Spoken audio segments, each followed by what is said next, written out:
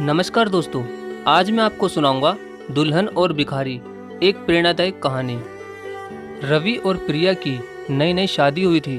शादी के अगले हफ्ते ही रवि अपनी पत्नी को दहेज में मिली कार में लॉन्ग ड्राइव पर घुमाने लेकर जाता है। रवि रास्ते में गाड़ी बहुत तेज चलाता है। तभी उसकी पत्नी प्रिया बोली, रवि गाड़ी थोड़ा धीरे चलाओ प्लीज। रवि कहता है, अरे डार्लिंग, अब तो मुझे इस गाड़ी के मजे लेने दो। साले मेरे सभी दोस्त अपनी गाड़ी की धौंस दिखाते थे और मुझे ये कहते थे कि तेरी औकात नहीं है कार चलाने की। इसलिए मैंने तुम्हारे पापा से दहेज में कार मांगी थी।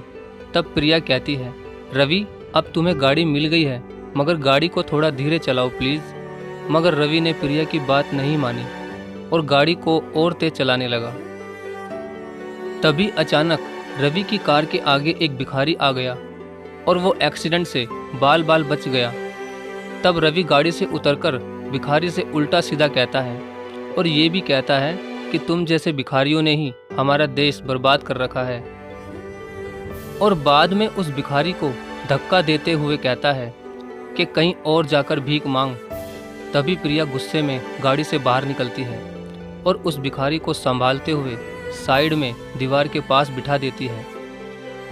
फिर उस भिखारी से माफ़ी मांगती है और पूछती है कि बाबा, तुम्हें कहीं चोट तो नहीं लगी, प्लीज़ हमें माफ़ कर देना, और उसे 200 रुपये भी दे देती है।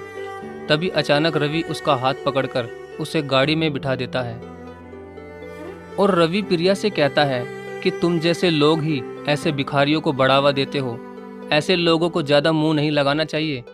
तब प्रिया मुस्कुराते हुए कहती है कि रवि, भिखारी तो भीख मांगने के लिए मजबूर होता है, मगर कुछ लोगों के पास तो सब कुछ होते हुए भी दहेज में कुछ भी मांग लेते हैं। जैसे तुमने रवि, मेरे पिताजी से दहेज में अपने लिए गाड़ी मांग ली।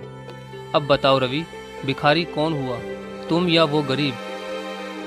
मेरी बात का बुरा मत मानना रवि, लेकिन सबके घर में एक ना एक बेटी जरूर होती है। एक बाप अपनी बेटी को 20-22 सालों तक संभाल कर रखता है और फिर वो यहाँ वहाँ से कर्जा करके उसकी शादी करता है और अपनी प्यारी बेटी को विदा कर देता है ताकि किसी और का परिवार चल सके, उसका वंश आगे बढ़ सके। लेकिन उसके बाद भी उसके पिता से दहेज मांगना एक भीख मांगने के ही बराबर है। प्रिया की सारी बात अब रवि को समझ आ गई थी और फिर उसने गाड़ी को वापस घुमा ली और गाड़ी उसी भिखारी के पास जाकर रोक ली जहाँ पर वो बैठा था। तब रवि ने उस भिखारी से माफ़ी मांगी और उसे 500 रुपये भी दिए। उसके बाद उसने प्रिया से भी माफ़ी मांगी। तो दोस्तों, रवि को तो समझ आ गया, लेकिन अब हम लोगों को भी जागरूक होना चाहिए। पहली बात, गरीब को तुम भीख दो या मत दो, लेकिन उसे कभी बुरा भला नहीं कहना चाहिए। और दूसरी बात ये कि कभी दहेज के लिए किसी के पिता को कभी भी मजबूर नहीं करना चाहिए। दोस्तों, अगर आपको वीडियो अच्छी लगी हो तो प्लीज़ वीडियो को लाइक और शेयर जरूर करें। धन्यवाद।